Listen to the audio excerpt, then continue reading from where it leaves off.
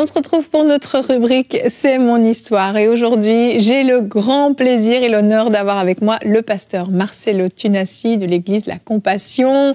Bonjour, pasteur Marcelo. Bonjour, Evelyne. Un grand plaisir de vous avoir dans ce fauteuil qui a vu beaucoup de monde passer. Mais je crois que le témoignage d'aujourd'hui va bouleverser plus d'un. J'espère. Vous allez nous raconter votre témoignage de conversion que personnellement je ne connaissais pas, que j'ai découvert il y a quelques instants, et vraiment un très beau témoignage. Donc je vous laisse la parole pour nous raconter votre histoire. Je suis né au Kivu, c'est le coin que tout le monde connaît aujourd'hui. Malheureusement. L'est du Congo. C'est là que j'ai grandi, dans la ville de Goma. Tout le monde connaît. Moi, j'ai grandi vraiment à Goma. Mais en mon temps, là, il n'y avait pas la guerre comme aujourd'hui. Alors, j'ai eu ma première expérience à l'âge de 10 ans. À l'âge de 10 ans, j'étais endormi. Et tout d'un coup, j'ai senti des présences maléfiques dans ma chambre. J'ai vu des femmes qui avaient traversé le mur. Elles étaient cagoulées, de couleur mauve. Elles avaient un tam-tam. Elles battaient en chantant mon nom. En swahili, Wangu Marcelo, Nakula Marcelo. Ça veut dire Marcelo est à moi, je vais manger Marcelo. Quand ils ont commencé à chanter, en ce temps-là, je dormais avec mon petit frère Luisan, qui est aujourd'hui pasteur aussi. J'étais paralysé. J'avais même du mal à dire à Luisan, je sens ceci, je vois ceci. Et tout d'un coup, j'étais paralysé. Et j'ai vu une marmite qui bouillonnait dans l'espace, sans le feu. 2 mètres à 2 mètres, une marmite qui bouillonnait. Et j'étais paralysé. J'ai vu mon esprit sortir de mon corps pour aller dans la marmite. En ce temps-là, je n'avais que 2 prières. J'ai fait une prière, je me garde de dire laquelle, pour éviter des polémiques, mais ça n'a pas marché. Et j'ai fait la deuxième, j'ai fait la prière du Notre Père. Oui. Notre Père, et là, pas avec ma bouche, parce que ma bouche physique ne parlait plus. J'étais même incapable de bouger mon petit doigt. J'ai dit, Notre Père qui es aux cieux, que ton nom soit sanctifié, que ton règne vienne. Quand j'ai dit que ton règne vienne, ces femmes ont disparu. Wow. Mais je ressentais leur présence. J'avais assez de force maintenant pour me lever et je suis allé dans la chambre de mes parents. En ce temps-là, ma famille n'était pas très spirituelle. Je frappe à la porte, j'entre. Et qu'est-ce qu'il y a, Marcelo? J'avais la chair de poule. Oh non, j'ai vu des sorcières et tout. En ce temps-là, ils ne comprenaient pas, ils ont cru que c'était un rêve d'enfant. Et ils m'ont dit, qu'est-ce que tu avais fait pour que ces sorcières parlent? Non, j'ai fait la prière du Notre Père. Allez, va dormir. S'ils reviennent, fais la prière du Notre Père. J'ai dit non. Je dors entre vous. J'étais un garçon très fier. Oui. Puis à l'âge de 10 ans, là... Alors, ma mère dit, c'est sérieux, Marcelo, qui dit qu'il va dormir entre nous, cet enfant a vécu des choses. Et j'avais la chair de poule et j'étais pendant cette nuit-là comme un intermédiaire entre les sorciers et mes parents. Et je voyais la sorcière avec son chef spirituel qui me disait, et toi, tu penses que parce que tu l'as dit à tes parents, on ne t'aura pas? On t'aura. Et en ce temps-là, il y avait 2 membres de la famille qui habitaient chez nous, qui étaient dans l'occultisme. On m'a amené vers eux. Et puis ils ont dit, oui, nous sentons que cet enfant est combattu. Ils ont pris de la poudre rouge, ils m'ont tatoué. Là, en cheville, et là, ils ont mis la poudre. Et en parlant, il n'est pas de votre famille, vous n'allez pas le manger, il n'est pas de votre famille. Et directement, cette dame a disparu, toutes les sorcières ont disparu. C'était fini. Ok, j'ai dit gloire à Dieu. Pas gloire à Dieu à ce moment-là. Mais ouf, là c'était à l'âge de 10 ans. Alors de l'âge de 10 ans à 15 ans, une incrédulité est entrée en moi. Je ne savais pas pourquoi. Je commençais à haïr tout ce qui était de Dieu. Je commençais à avoir, comment je peux appeler ça, une précocité dans le mal. Une précocité, oui, vraiment une précocité dans le mal, une intelligence pour le mal, une prédisposition pour le mal et une haine pour tout ce qui était bon. Et là, on a quitté Goma. Mon père était muté à Kinshasa. Il est venu à Kinshasa chercher le boulot. Alors, on l'a suivi. Et c'est là que j'ai eu mes premières expériences avec l'évangile. Les gens me prêchaient la parole et tout. En ce temps-là, j'aimais la musique du monde, danser, m'habiller, les filles et tout. Vous êtes ado, là? Vous avez 15 ans? Là, oui, là, j'avais 14 ans. Et c'était à me faire voir. Je montais même sur qui était mon père. Je me faisais passer pour le fils d'un ministre. J'étais un grand menteur. Je pouvais te mentir quand je viens te dire la vérité. Tu ne crois pas à ma vérité, tellement que le mensonge était bien fait. Alors, j'évolue comme ça, musique, sape, orgueil, mensonge. Et il y avait un membre de la famille qui était un modèle pour moi. C'était le petit frère de mon père. C'était celui qui avait beaucoup réussi en ce temps-là. Il avait de l'argent, il s'habillait bien, il avait les femmes, il avait tout ce que je voulais. Il allait en boîte. Pour moi, je disais, je serai comme tonton. Moi, je serai comme tonton. Un jour, le gars arrive à la maison, en train de parler de Jésus. Oh, il parlait à mon père et moi, je dis là, oh, qu'est-ce qui lui arrive? Il amenait la musique chrétienne, il dansait la musique chrétienne, il était comme un fou là, comme un illuminé. J'ai dit, mais qu'est-ce qui lui est arrivé? Comment il a gâché sa vie comme ça? Oh. Alors, parce que il était vraiment très nanti, et chaque année, on allait en vacances de Pâques chez lui. Piscine, vélo, on était les stars du coin. La belle vie, quoi. Ouais, on en profitait aussi pour avoir les filles, l'influence et tout, quoi. Et puis j'ai dit, mais comment il a gâché ma vie comme ça? Parce que vraiment, j'en profitais. Comment il a gâché ma vie? C'est pas mal, ça. Alors, il nous a quand même invités chez lui à la maison, encore en vacances, mais je croyais que ce serait comme d'habitude. J'arrive là, plein de pasteurs dans la maison.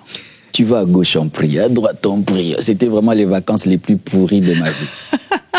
On priait tout le temps. Alors la nuit, il fallait faire le culte familial avant de dormir. Et le pasteur Jean, on l'appelait frère Jean, organisait des moments de prière, il prêchait, je le boudais. Moi, c'était du genre, tu prêches là, je m'assieds là, je te donne le dos. J'étais très méprisant, très méprisant. Quand une église priait à côté de chez nous, je prenais un baffle et je mettais en face de l'église et je mettais MC Hammer. Et ça jouait boum, boum, boum. Pour déranger l'église? Oui, déranger le pasteur. Et le pasteur disait, Marcelo, éteins. J'ai dit, oh, pasteur, que Dieu t'achète un baffle. Et il me maudissait et tout là. Aïe, aïe, aïe. Beaucoup d'orgueil, en fait. Trop d'orgueil parce que au Congo, les métissés sont très orgueilleux. Très orgueilleux parce qu'ils se prennent pour des supérieurs. Et quand on a la peau claire, les gens trouvent qu'on est spéciaux. Et ça t'enfle. Bêtement même. Alors, avec ces pasteurs dans cette vie-là. Alors, ces pasteurs dans la maison, là, ils commençaient à me prêcher, j'en pouvais plus. Et un jour, un pasteur, c'est comme si c'était pour lui une technique pour m'avoir, il m'a fait passer pour un chrétien alors que je ne l'étais pas. Alors, on priait, il a fermé les yeux, il a dit, je demande au frère Marcelo de faire la prière. Je dis, bon, je suis pas chrétien. Il a attendu, je l'ai regardé. Je l'ai humilié. À 15 ans, devant un pasteur. Et il a dû lui-même faire sa prière. Et puis, il a dit, Marcelo, il faut que tu te convertisses. J'ai dit, frère Jean, est-ce que dans votre église, il y a quelqu'un qui a cette peau? En ces temps-là, les métissés vraiment ne prient pas. Et même si je me convertis, je vais abandonner Dieu. Ça ne sert à rien. Je suis trop dans le péché pour me convertir, donc laisse tomber Jean. Et puis il me dira, Marcelo, si tu fais un pas, le Seigneur fera le reste pour toi. Dieu ne te demande pas de changer, de te transformer. Viens à lui et il le fera. Je n'ai pas prêté attention. Alors un matin, je prends mon bain, je devais sortir, aller voir une fille. Alors, j'entre dans ma salle de bain, je finis de prendre mon bain, j'avais mon essuie sur les hanches. Je vais sortir, boum, une apparition. Je vois une lumière, une forte lumière, comme Paul.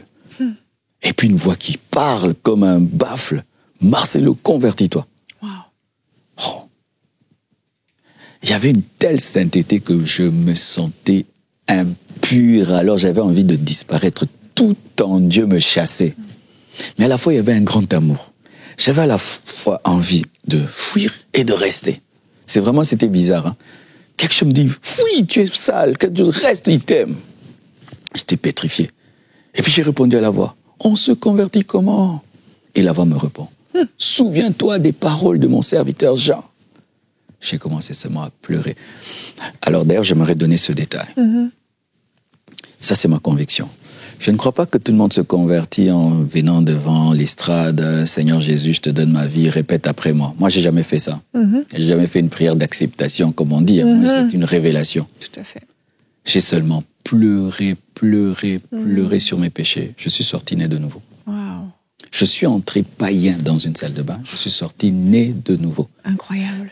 Avec le temps, je me suis rendu compte que j'étais tellement mauvais qu'il fallait que lui-même se donne la peine de venir. En soi, c'est pas que j'étais supérieur, j'étais trop mauvais. J'étais trop incrédule pour mon âge. Parce que vraiment, c'est ça, on parle toujours de 15 ans quand même. 15 ans, on a du mal à imaginer, mais oui, 15 ans, 15 ans. C'est un ado, quoi. Et là, je ne peux même pas dire certaines choses parce que c'est trop pas bien. Enfin, Des choses que vous avez oui, faites, oui, oui. Alors, lorsque Jésus-Christ entre dans ma vie, je vais chercher une Bible dans la bibliothèque de mon oncle. Je cherche là, je trouve une Bible que je commence à lire vraiment hasardeusement. J'ouvre là, ça me touche. J'ouvre là, menteur. J'ouvre là, orgueilleux. J'ouvre là, impudique. Et puis je dépose, je dis, ça c'est quel livre qu'on a écrit que pour moi là? Je te dis, pour moi c'était ça. Ça c'est quel livre là? Partout je tombe, c'est moi. Et pour moi c'était des épées qui sortaient de la Bible. Alors j'ai pris la Bible, je l'ai déposée et j'étais pris d'un sommeil. Quand seulement j'ai posé ma tête sur l'oreiller, boum! Je vis une expérience. Je vois des nains qui sortaient des cases de village. Tu sais, c'était quoi? Les fétiches qu'on m'avait mis là. Ben oui. Pour me protéger. En soi, c'était des démons qui me surveillaient pour que jamais je ne donne ma vie à Jésus. Quand tu vas auprès du diable pour qu'il t'aide, il ne t'aide pas, il t'emprisonne. Complètement. Alors ces esprits, c'était des esprits du village. Parce que j'étais dans un coin vraiment quand même un peu moderne. Mais je vois des cases. Et ils sortent comme des abeilles. Et ils parlent 3 langues au même moment. Marcelo, pourquoi tu t'es converti? En lingala. Ponanino bongoli motema en swahili. Dieu, pourquoi tu t'es converti? Au même moment, tu peux attraper la folie. Et ils entrent en trombe dans ma chambre. Ils me prennent et ils me sortent de mon corps. Et en ces temps-là, on dormait nombreux dans la chambre parce que c'était les vacances. Et je sors. Et je vois mon corps comme une statue. Une vraie statue. Ce corps-ci, il n'est rien sans l'esprit. Rien sans l'esprit. L'une des choses qui me pousse à considérer que ce monde n'est rien parce que j'ai déjà vu. Vous savez, dans les hôpitaux, quand les gens meurent, et que le médecin se bat pour les réanimer, ils voient. Oui. Certains, même quand ils reviennent, disent non, toi tu pleurais, l'autre était là-bas. Ils voient même l'hôpital, c'est se passe dans l'autre chambre. Hein. C'est ça, c'est une réalité. Oui. C'est vrai. Tout à fait. Le monde spirituel existe. Alors quand j'ai commencé à partir, j'ai vu mon corps, j'ai vu tous les cousins et cousines qui étaient là en train de jouer, pas moyen de parler. Et quand je partais, j'ai dit, mais je meurs, non? Mais j'étais comme du vent, mais j'étais conscient. Mon corps physique ne bougeait pas. Mais mon corps spirituel existait. Oui. J'avais la mémoire, j'avais des yeux, j'avais des oreilles. J'étais conscient que j'étais 2. Et puis, comme je ne connaissais rien sur la Bible, Dieu n'avait même pas un verset à me donner pour m'aider. Mais oui, c'était tout frais, cette conversion. M'a rappelé seulement une histoire. Je ne sais même pas où je l'ai entendu. Quelqu'un avait dit, quand les démons t'attaquent, il faut dire Jésus. J'ai dit Jésus. Tout d'un coup, tous ces esprits m'ont lâché. Et je suis retombé dans mon corps.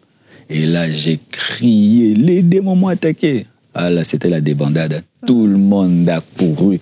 Oui, la porte était toute petite. Tout le monde. Mais de ce jour,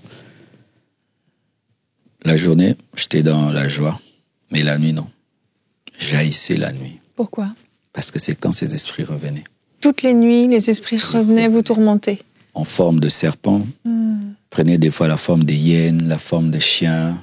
Des fois, c'était des voix qui me parlaient. Et chaque nuit, j'attendais impatiemment le matin. J'attendais impatiemment. Je pouvais même savoir qu'ils allaient venir. Et alors, j'ai commencé à lire. J'ai commencé à lire les livres sur la délivrance, sur le combat spirituel. Ça m'a poussé à lire. Mais tout ça, c'était à Inga. C'est un coin du Bas-Congo. Mais moi, je vis à Kinshasa. Alors, la nouvelle s'est répandue que Marcelo est allé en vacances, il s'est converti. Et c'était le jeune turbulent du quartier. Oui, vous aviez une réputation. On va voir. Je rentre, je parle de Jésus pendant un temps, mais j'avais une faiblesse, c'est que J'aimais Jésus, mais je n'aimais pas les chrétiens. Je n'aimais pas les pasteurs ni les églises. J'avais un mépris pour les pasteurs, un mépris pour les églises. Il y avait de l'orgueil encore. Hein. Oui, encore. Je n'allais pas à l'église malgré que j'étais chrétien. Marcelo allait à l'église, jamais. Alors, j'avais ma Bible que je lisais et que je comprenais un peu, mais pas totalement. Et un jour, j'ai perdu ma Bible. J'étais maintenant un chrétien sans Bible. Mais je partageais la parole des fois aux gens, des fois ils étaient touchés. Alors un jour, un ami m'invite, il me dit « Marcelo, est-ce que tu peux m'accompagner dans une fête et tout ?» Pour lui faire plaisir, je suis allé. Je suis allé là-bas. Et il y avait une fille là-bas. Je suis rentré dans le monde. Et les démons qui étaient partis sont revenus x7. Wow.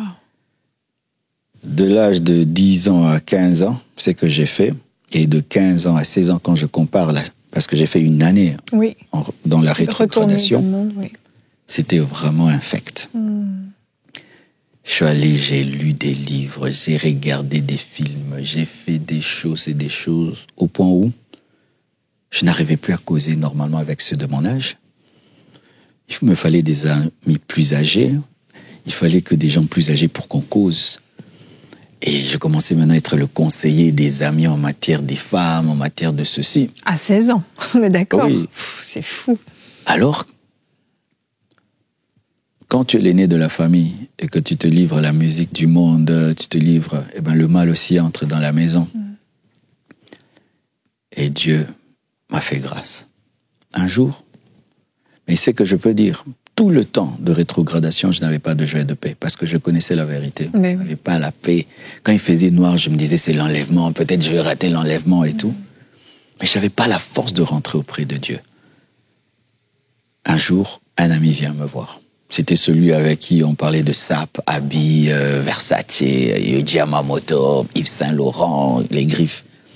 Il vient me voir, je crie que c'est pour qu'on parle encore des habits. Il vient me parler de Jésus. Il s'appelait Guy Michaud. Il me parle de Dieu. Je dis, Guy Michaud, toi, tu peux me prêcher. Et quand il me prêchait, je le laisse. Je rentre, je me promène. Ah, tu disais quoi? Je fais un tour. Tout ça pour... Oui, qu'on visualise la personnalité que vous aviez à ce moment-là. Hein. Là, c'était vraiment pour l'humilier. Vraiment. Et puis, il s'est fâché. Il a dit, au fait, Marcelo, tu connais la vérité. Pourquoi tu n'obéis pas à la vérité? C'était mon chaos. Et il est parti. Et ça revenait en moi. Marcelo, tu connais la vérité. Comment tu n'obéis pas à la vérité? Tu connais la vérité. Tu connais la vérité. Comment? J'ai dit, ok. Je vais aller à l'église. Et puis, quand je me prépare pour aller, je dis, au fait, mais il y a telle fille-là. Elle prie aussi là-bas, non? Ok. Je vais aller aussi la voir. Alors, au lieu de prendre un bon pantalon et tout, parce que les Congolais, même quand tu es païen, tu es respectueux des choses de Dieu. Non, moi, je vais prendre vraiment... un short? Un short très petit, court, vraiment court là. Et puis un habit coupé là. Oui, comme un débardeur. Et puis j'avais une coiffure très longue là, comme on appelait Bobby Brown. Wow. Et tout s'était rasé, c'était vraiment comme une brosse. Et là, il y avait une ligne. Le style. Je suis allé à l'église. C'était de la provocation, encore une fois. Je vais à l'église, je n'étais pas là, il chantait, il faisait tout ce qu'il faisait là. Je priais pas, je regardais. Et puis j'ai remarqué que la fille était là. J'attendais la fin du culte. Tout d'un coup, la prédicatrice monte en chair. Elle s'appelait Maman Martine. Elle monte en chair. Elle avait une autorité comme un homme. Elle dit, qu'est-ce qui sert à un homme de gagner le monde entier s'il perdait son âme? Qu'est-ce qui sert à un homme de gagner le monde entier s'il perdait son âme? Du coup, Dieu me dit, Marcelo, si tu meurs maintenant, où iras-tu? J'ai dit, moi, en enfer. Moi, j'irai en enfer. Pourquoi? Je t'ai abandonné. D'ailleurs, je ne suis pas venu pour toi, tu sais. Je suis venu pour la fille. Il me dit, reviens. Et là, j'étais plus à l'église. Hein. J'étais comme entre le ciel et la terre. Là. J'étais plus là. Reviens. J'ai dit, je ne vais pas y arriver. Parce qu'après le culte, si je vois la fille, je ne vais pas y arriver. Si tu la fais disparaître, alors je reviendrai à toi. Pour moi, je piégeais Dieu. Comme ça, j'ai une raison pour continuer, parce que est-ce qu'il peut faire ça? Et puis la voix s'est tue. Et je ne faisais que regarder la fille. J'attendais la fin du culte pour dire à Dieu, tu vois, tu ne l'as pas fait disparaître, donc je continue. Et on a dit, fermons les yeux pour clôturer le culte. Quand même, par politesse, j'ai fermé mes yeux. Amen, j'ouvre les yeux. Elle n'est plus là. Je dis, peut-être pendant le culte, là, pendant qu'on fermait les yeux, elle est sortie. Je sors, je cours, je commence à crier son nom. Elle ne répond pas. Je vais au coin, je rentre. Et puis la voix revient. Marcelo, est-ce que tu l'as vu? J'ai dit non. J'ai fait ma part. Tu fais la tienne. Reviens. J'ai commencé à pleurer. J'ai commencé à confesser mes péchés. On voyait ce garçon-là qui était fier. Là, je pleurais. Je rentrais à la maison à pied. C'était à 1 heure de chez moi. Je marchais, je pleurais. Et puis, on m'a vu le Marcelo qui était fier, qui rentre mouillé. Marcelo, qu'est-ce que t'as? Pourquoi tu pleures? J'ai dit, je suis revenu à Dieu. Je suis revenu à Dieu. Oh, Marcelo, toi, tu blagues. Tu te convertis, tu abandonnes, tu te convertis. On ne joue pas avec Dieu, Marcelo, arrête ça. D'ailleurs, même si tu reviens à Dieu, encore un mois, tu vas retomber dans le péché. Et puis, ils se sont appelés, mes amis. Marcelo, encore revenu vers Dieu. Hein. Dans un mois encore, il va revenir. Hein. Aïe, aïe. Et puis, je suis entré dans ma chambre. J'ai dit à Dieu, ils ont raison. Je vais t'abandonner dans un mois. Alors, aide-moi. Et puis, il m'a dit, OK, tous les jours, tu seras dans ma présence, du lundi au dimanche. OK. Et quand j'ai donné ma vie à Jésus, j'avais un péché que je n'arrivais pas à abandonner, la musique du monde. J'étais très accro à la musique. Moi, j'écoutais la musique. Je changeais notre maison en boîte de nuit. Ah ouais, carrément. Il fallait que ça vibre. Donc, c'était... J'étais drogué de musique. Drogué. Quand j'allais dans une fête, c'était pour danser. Et je dansais à niveau. Quand je danse, je monopolise la piste. Vous devez tous partir. Et je dois faire des démonstrations. La star, quoi. J'avais un groupe de chorégraphie. Je faisais le breakdance. Waouh. Alors, et là, le Seigneur... j'arrivais pas à arrêter. Parce qu'en ces temps-là, la musique chrétienne n'était pas bonne. Les chrétiens chantaient que des chansons de deuil. C'était triste. Je dis, mais il n'y a pas de bonne musique. J'arrivais pas à arrêter. Alors, Dieu a permis que je lise le livre Le secret du rock'n'roll. Alors, j'avais découvert qu'il y avait des messages subliminaux et tout. Alors, j'ai cassé tout ce que j'avais. J'ai déchiré les posters. Et tous les jours, j'allais à l'église. Tous les jours, du lundi au dimanche. Du lundi au dimanche. Je reviens de l'école, l'église. S'il n'y a pas culte chez nous, je trouve une veillée ou un deuil où on prêche. Mais je dois être à l'église. Je dois être à l'église. Pour que Dieu vraiment me garde en lui. Il fallait que mes pensées soient tout le temps focus sur Dieu. Ouais. Et pas n'importe quelle église, d'ailleurs. En plus, oui. Quand je donne ma vie à Jésus, je voulais aller prier dans une bonne église noble, des gens riches, très intellectuels, classe et tout. Dieu me dit non. Tu vas aller prier chez le pasteur Vicky, le pasteur que tu dérangeais là. C'est lui, quand vous mettiez la musique là pour le déranger, c'est là où Dieu vous envoie. Le jour que je vais dans cette église, j'entre dans le culte, c'est une église de 20 personnes. Et puis on dit, maintenant nous allons recevoir les nouveaux venus. Je me tiens debout, toute l'église se retourne. C'est nous. Et je les regardais comme ça. Ben oui, il se souvenait, c'était le persécuteur. Qu'est-ce qu'il fait ici? Lui, il ne peut pas prier dans une telle... Qu'est-ce qu'il fait? Et j'étais là. Alors, dans cette église, Dieu m'a enseigné la repentance. La sainteté. Le pasteur prêchait la sainteté de janvier en décembre. La repentance, repentez-vous. Au point où je ne m'habillais plus bien. Je m'étais négligé. Je ne portais que mon uniforme. Quand je reviens de l'école, je n'ai que mon uniforme. Tous mes beaux habits, je les ai garés. Paraît-il, si tu te fais beau, c'est la séduction. Donc, j'étais un TTS, trop spirituel, prêt à aller au ciel.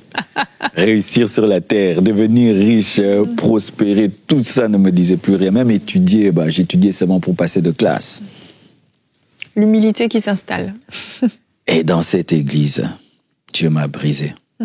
Parce que la plupart étaient des analphabètes. Et toi, tu es d'une famille quand même aisée. Mon père me disait, qu'est-ce que tu fais dans cette église? Le pasteur n'est pas cultivé. Qu'est-ce que tu fais là? On t'a envoûté. Mais là, Dieu m'a brisé de mon orgueil social, même de mon orgueil intellectuel.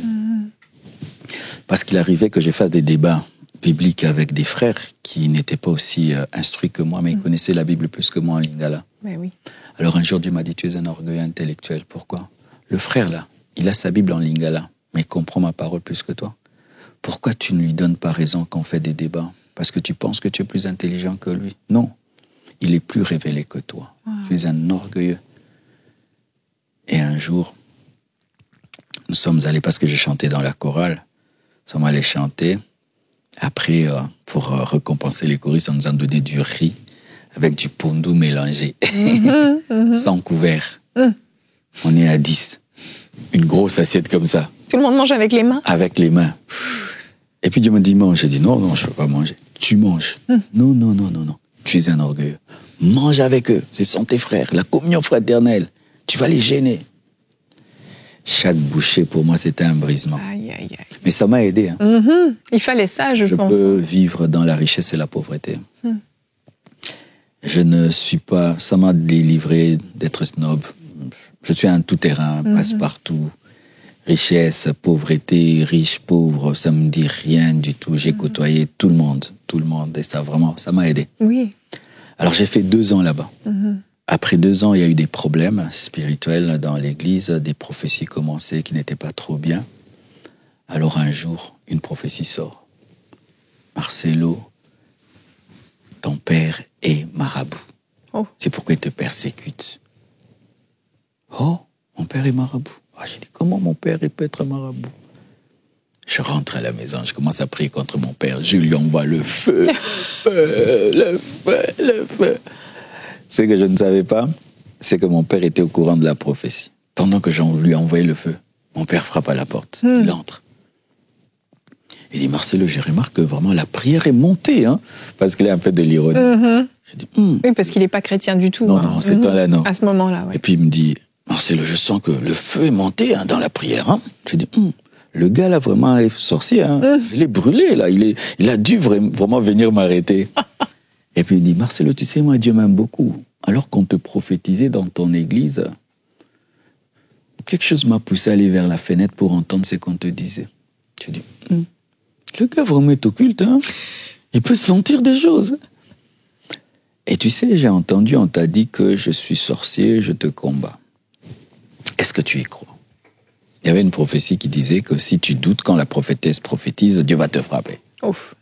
Mais j'ai dit, ça c'est quel Dieu qui m'a tendu un piège? Pendant que Dieu tu parlais, tu ne savais pas que mon père était au courant. Pourquoi tu peux me mettre dans des problèmes comme ça? Et puis j'ai dit, Dieu a dit, ah bon, donc tu y crois? Du coup ma mère dit, Marcelo, je vis avec ton père, il a des défauts. Et ton père n'est pas dans ces choses. Si même tu dis qu'il a la magie, va même sous le lit chercher s'il y a quelque chose. Et quelque chose me dit quand je me suis fait avoir. Oui, c'était une fausse prophétie. Et je ne pouvais pas admettre. Et il m'a dit, si tu oses prier dans cette église, je vais traduire le pasteur en justice et tu n'iras plus prier dans cette église. Et j'ai fait un break. Et quand je fais un break, j'ai pu découvrir que vraiment, la sœur était tombée dans l'orgueil, un esprit de mensonge s'était emparé d'elle. On l'a même délivrée et tout. Je n'allais plus à l'église. Alors j'ai dit, Dieu, qu'est-ce que tu veux? Où veux-tu que j'aille prier? Je voulais toujours aller prier dans l'église Nob. Et puis j'entends une voix. Va à Rukozizi. C'est le nom d'une avenue. Va à Rukozizi. Oh, Rukozizi. Et puis je pose des questions aux gens. J'ai entendu une voix qui m'a dit, va à Rukozizi. Qu'est-ce qu'il y a à Rukozizi? Un de mes amis me dira, y a une église qui vient de commencer des moments d'intercession là-bas. Ok, je vais y aller. J'arrive seulement à la porte de l'église. Je frappe et il y a quelqu'un, à partir de la fenêtre, qui me regarde et dit, jeune homme, tu viens d'une église, on t'a formé sur la sainteté et la crainte de Dieu. Mais tu as un appel au ministère. Dieu t'a envoyé ici pour que tu sois formé dans le ministère. Notre programme, c'est le soir. Reviens. Le soir, j'arrive. Oh là là là là. C'était un autre niveau. Le pasteur prêche. Pasteur Daniel Capipoulé, il prêche. Je ne comprends rien du tout. C'est tellement haut. C'est ça. Mais mon esprit aime. Mon esprit comprend. Mais ma tête ne comprend rien du tout. C'était trop profond, en fait. Une onction dans l'église, une présence. Mon esprit me dit, c'est ici que tu vas grandir. C'est ici. Et puis le pasteur nous appelle, dit, qui veulent servir Dieu? J'ai dit, ici, je serai prédicateur, enseignant et tout. Oui, parce que dans votre ancienne église, vous avez commencé à prêcher, oui. Je crois que j'aurai le même rôle. J'arrive, fermons les yeux. Je ferme mes yeux. Je vois une vision.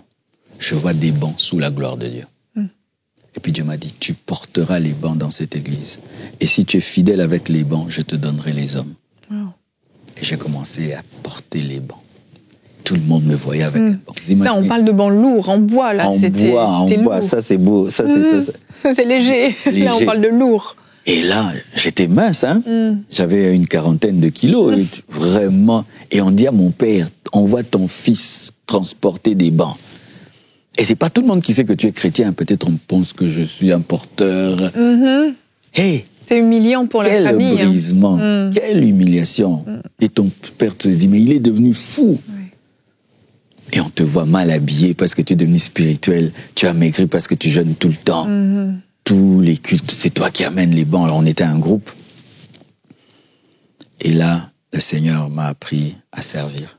Parce que chez nous, ma mère me traitait comme un prince. À l'église, on me traitait comme un domestique. On nous envoyait les jeunes gens porter ceci, balayer là, faites cela, faites cela. C'est la continuité du brisement, finalement. Et là, j'ai appris à porter le banc, à balayer l'église, à être à la porte, à entonner des cantiques. Et puis un jour, je suis devenu président des jeunes.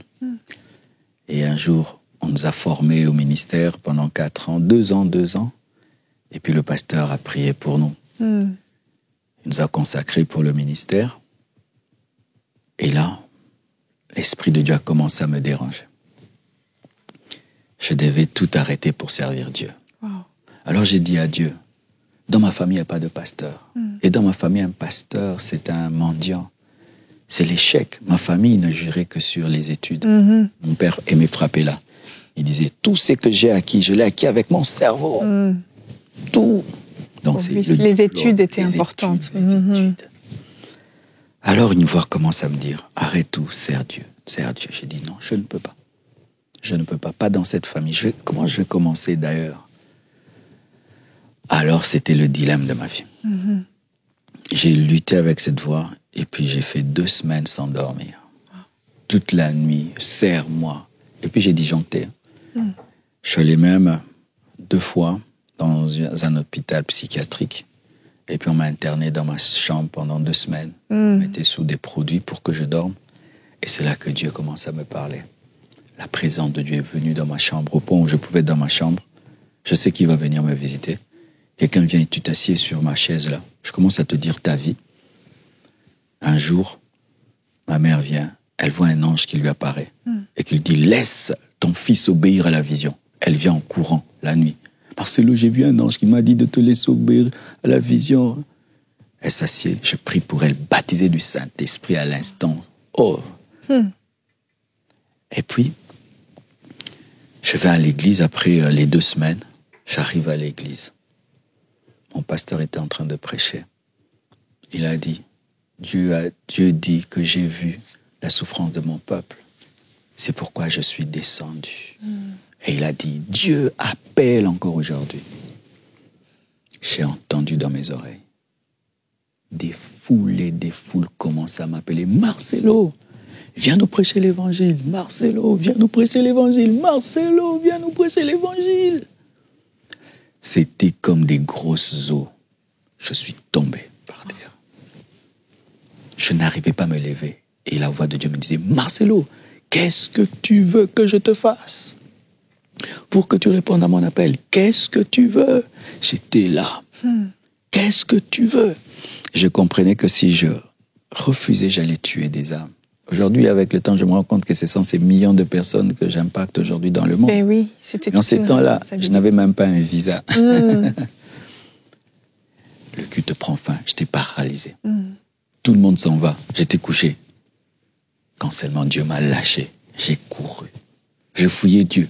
On voyait quelqu'un. Je rentrais chez nous. Je courais. Et je sentais qu'il me poursuivait. J'arrive en trombe à la maison. Maman me dit, Marcelo, c'est quoi? Je ne sais pas. J'entre dans ma chambre, je ferme. Dieu a déjà rempli ma chambre. Je le trouve dans ma chambre. Il a rempli la chambre au point. Il n'y avait plus d'air. Il n'y avait qu'un peu seulement pour que je respire.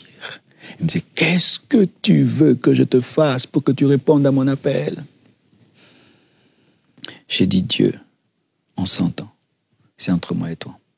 J'arrête tout pour te servir. Mais on ne le dit à personne. Et puis il me lâche. Quand seulement je me sens bien, je vais encore à l'université. C'est ça. Vous n'aviez pas réellement tout lâché encore. Non.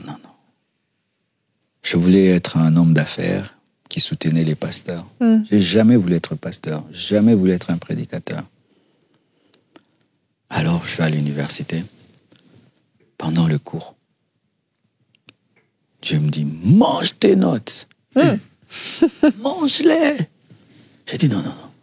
Je commence à regarder mes notes, c'était comme si du pain ou un gâteau. Mange-les. Je sens une puissance qui me... Pendant que le professeur donne cours, je sens, j'ai dit, oh, je vais attraper la folie, je vais manger. Oh mon Dieu. J'ai dit, Dieu, ne m'humilie pas. Permets-moi de sortir dignement de cette université. Mais je te promets que cette fois-ci, j'obéis. Alors j'ai pris mes notes. Je suis sorti calmement de l'université jusqu'à aujourd'hui.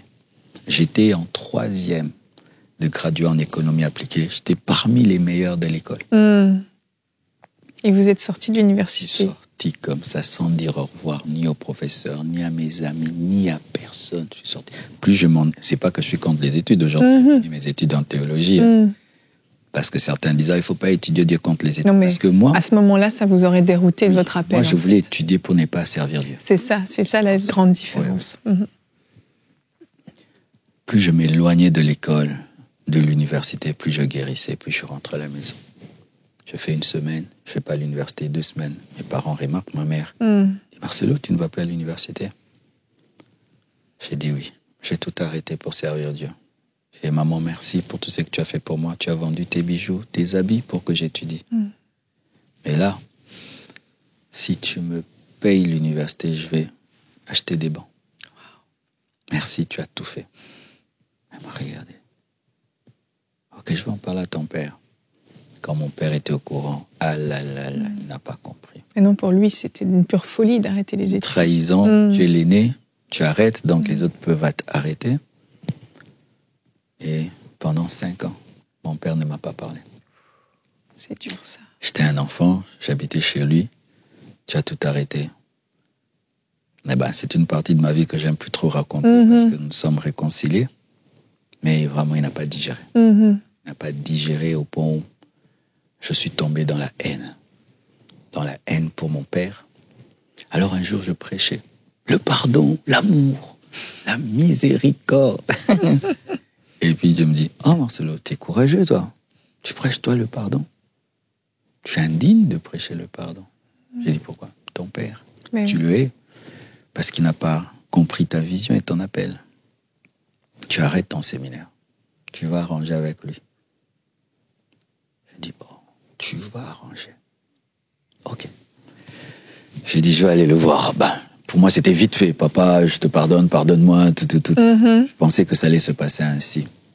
Et comme on l'a dit dans l'émission sur le pardon, je n'étais pas conscient que l'offense était profonde pour moi. Oui. J'arrive voir mon père, je pensais que j'allais lui parler de mes 15 ans, de mes 20 ans, mes 21 ans. Oh, je commence à parler de 10 ans. Papa, je voulais te parler, j'étais blessé par toi. Quoi? Oh, il y a 10 ans, tu as fait l'anniversaire de l'autre, pas moi. Un jour, je t'ai entendu, tu as dit ça. J'ai commencé à rappeler des choses. Wow. Quelle mémoire! Et j'ai commencé à trembler, je pleurais, je sanglotais. Je voulais me contenir, me maîtriser. Mais c'était une blessure plus profonde que je l'imaginais. Oui. Et j'ai commencé à parler. Il fallait que ça sorte. C'est comme si je vomissais. Et mon père me regardait. Et quand j'ai fini, il m'a dit, Marcelo, c'est pas que je t'ai jamais aimé ou tout, mais pour moi, tu es mon fils aîné, tu es le meilleur de mes fils. Il fallait que je sois dur avec toi. Parce que tu étais le meilleur de mes fils. J'ai dit, oh là là. Il fallait signaler que c'est ta manière d'aimer, parce que moi, pour moi, c'était pas m'aimer. Ben non. Il a fait de son mieux aussi. Oui. Et aujourd'hui, j'ai compris avec le temps que moi aussi, peut-être si mon fils aîné a arrêté tout pour servir un Dieu que je ne vois pas, et surtout que Je suis le premier pasteur de la famille. Bien sûr. C'était trop nouveau pour lui. Ce qui fait qu'avec mon frère qui est devenu pasteur et ma sœur qui est devenue pasteur, il ne les a pas persécutés. Oui. Moi, j'ai été le pionnier de la souffrance. Vraiment. Mais il y a eu une vraie réconciliation entre vous. C'est magnifique, ça. Réconcilié, c'est devenu mon ami. Wow. Il me conseille, il m'encourage. Quand je traverse des moments difficiles dans le ministère, il vient m'aider, il vient me soutenir. C'est magnifique. Et vraiment, et puis aujourd'hui, nous sommes devenus une famille de pasteurs. Au Congo, quand tu dis les Tunasi, c'est une famille de pasteurs. Tunasi veut dire famille de pasteurs. C'est beau. Aujourd'hui, nous sommes devenus une famille de pasteurs. Nous impactons le monde ensemble. C'est pas que nous sommes parfaits, mais vraiment, nous sommes devenus une famille chrétienne reconnue dans le pays. Quand on veut parler de famille chrétienne, on parle des Tunasi. Mon père s'est converti, ma mère, mes frères et sœurs, tout le monde.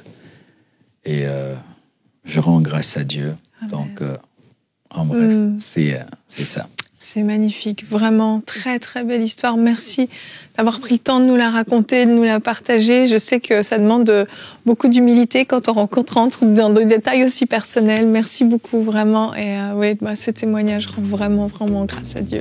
Merci beaucoup, pasteur Marcelo. Merci.